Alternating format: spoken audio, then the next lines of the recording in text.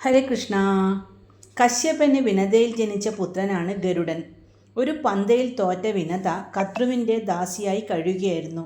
ദാസ്യം ഒഴിയണമെങ്കിൽ ദേവലോകത്തിൽ നിന്ന് അമൃത് കൊണ്ടുവന്ന് കദ്രുവിനും മക്കൾക്കും കൊടുക്കണം. അമൃത് കൊണ്ടുവരാൻ ഗരുഡൻ ആകാശത്തേക്ക് പറന്നുയർന്നു. വഴിക്ക് ഗരുഡന് വല്ലാത്ത വിശപ്പ് അനുഭവപ്പെട്ടു. ഗരുഡൻ്റെ അച്ഛനായ കശ്യപൻ ഗന്ധമാദന പർവ്വതത്തിൽ തപസ് ചെയ്യുന്നുണ്ടായിരുന്നു. ഗരുഡൻ അവിടേക്ക് പോയി.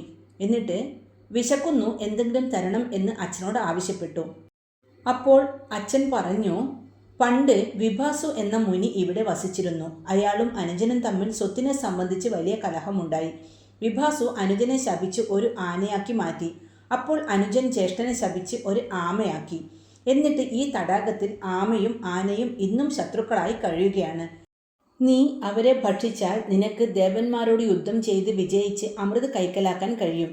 കശ്യപൻ മകന് അമൃത് കൈവശമാക്കാനുള്ള മാർഗം പറഞ്ഞുകൊടുത്തു. അത് കേട്ടപ്പോൾ ഗരുഡൻ തടാകത്തിലെത്തി.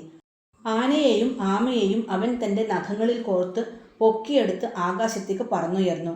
ഗരുഡൻ്റെ ചിറകടി കേട്ട് പർവ്വതങ്ങൾ വിറച്ചു. ആകാശത്ത് കൊടുങ്കാറ്റുണ്ടായി. സ്വസ്ഥമായിരുന്ന് ആനയെയും ആമയെയും ഭക്ഷിക്കണം. ഗരുഡൻ അതിനു പറ്റിയ സ്ഥലം അന്വേഷിച്ച് പറന്നു നടന്നു. അവസാനം 100 യോജന വിസ്തീർണത്തിൽ ശിഖരങ്ങൾ പടർന്നു നിൽക്കുന്ന ഒരു വടവൃക്ഷം ഗരുഡൻ കണ്ടെത്തി. ഗരുഡൻ അതിൻ്റെ ഒരു കൊമ്പിൽ ചെന്നിരുന്നു. അപ്പോൾ ആനയുടെയും ആമയുടെയും ഭാരം കൊണ്ട് ആ കൊമ്പ് ഒടിഞ്ഞു. 2 മുനിമാർ തലകീഴായി തൂങ്ങിക്കിടന്ന് തപസ് ചെയ്യുന്ന മരക്കൊമ്പാണത്. അതിനാൽ അത് താഴെ വീണാൽ മഹാശാപമുണ്ടാകും. അതൊഴിവാക്കാൻ ഗരുഡൻ ആ മരക്കൊമ്പും കൊത്തിയെടുത്തുകൊണ്ട് പറക്കാൻ തുടങ്ങി.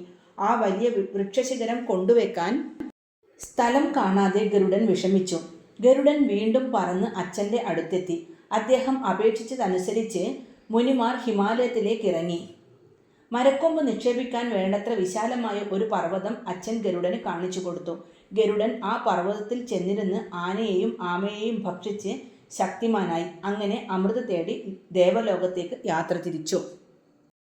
ഹരേ കൃഷ്ണ.